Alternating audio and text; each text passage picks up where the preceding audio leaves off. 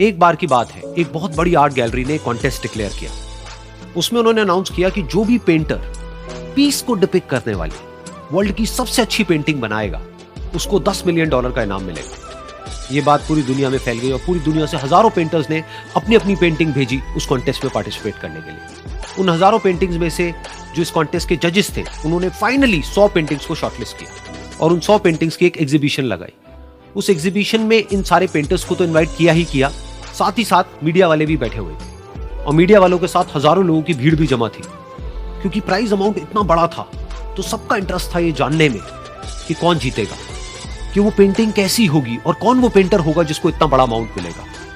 Finally वो दिन आ ही गया। वहां पर सारी ही पेंटिंग्स देखने लायक थी और एक से बढ़कर एक थी। उसमें से कुछ पेंटिंग्स थी जहां पर सबसे ज्यादा भीड़ थी। जैसे एक पेंटिंग थी जहां पर एक बिल्कुल साफ पानी की नदी बह रही थी जिसके पीछे कुछ पहाड़ थे, उसके ऊपर बर्फ जमी हुई थी और पीछे से सनराइज हो रहा था।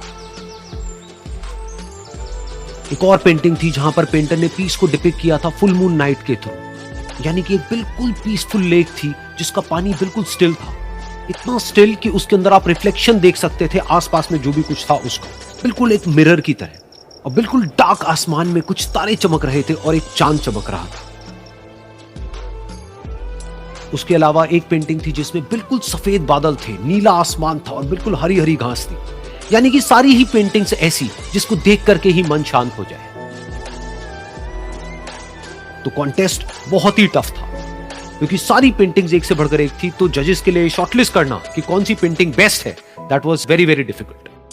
लेकिन वो मोमेंट आ ही गया जब जजेस ने अपना माइंड मेकअप कर लिया और एक पेंटिंग को इन सारी पेंटिंग्स में से सिलेक्ट कर लिया और उस पेंटिंग को एक बड़े से कर्टेन के पीछे रख दिया। सामने वो सारे पेंटर्स बैठे हुए थे, मीडिया वाले थे और हजारों लोगों की भीड़ थी। सबकी क्यूरियोसिटी बढ़ती चली जा रही थी क्योंकि अमाउंट बहुत बड़ा था। लेकिन जैसे ही वो पर्दा हटा और सामने से सबने उस पेंटिंग को देखा तो सब हैरान रहे। सब एक दूसरे की शक्ल देखने लगे।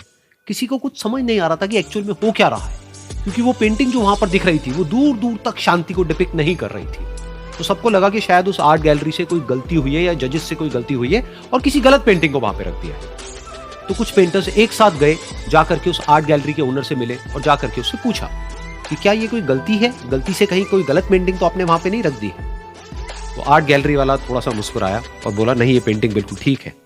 जजेस ने इसी पेंटिंग को सिलेक्ट किया है और यही पेंटिंग आज की विनर है। सारे पेंटर्स ये जवाब सुन करके गुस्से से भर गए और सबने मिल करके रिवोल्ट कर दिया। और ये देख करके सारे मीडिया वाले अपनी अपनी जगह से खड़े हुए और भागते हुए गए उस आर्ट गैलरी के ओनर के पास में और अपने अपने माइक्स उनके मुंह के आगे कर दिए। तो अगेन वो आर्ट गैलरी का जो ओनर था वो हल्का सा मुस्कुराया और उसने कहा कि मुझे कुछ बोलने से पहले एक बार इस पेंटिंग को आप लोग ध्यान से देखिए, थोड़ा पास से देखिए, शायद आपको कुछ ऐसा नजर आए जो दूर से नजर नहीं आ रहा है। क्योंकि आप सबने एक चीज तो देख ली कि इस पेंटिंग में आंधी है, तूफान है, चारों तरफ सब कुछ तहस नहस हो रहा है, आसमान में बिजली कड़क रही है, काले बादल हैं, ये सब तो आपने देख लिया।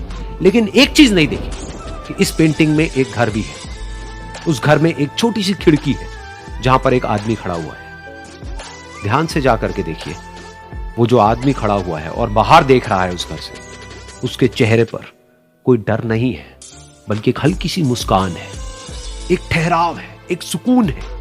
और यही है शांति का असली मतलब।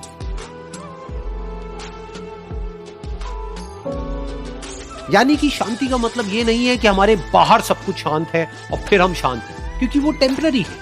असली शांति का मतलब यह है कि हमारे बाहर चाहे जो कुछ भी हो रहा हो, हम अंदर से पूरी तरह से शांत हैं, हमारा मन शांत है। क्योंकि जिसका मन शांत नहीं है उसको चाहे आप कितनी भी सुंदर से सुंदर जगह पर ले जा करके बिठा दो, वो वहां पर भी जाकर के दुखी ही रहेगा। लेकिन दूसरी तरफ से जिसका मन शांत है, उसके बाहर चाहे कुछ भी हो रहा हो, चाहे मौसम कैसा भी हो, चाहे उसके आसपास में सब कुछ तहस नहस हो रहा हो, तूफान हो, लेकिन वो अंदर से बिल्कुल शांत रहेगा।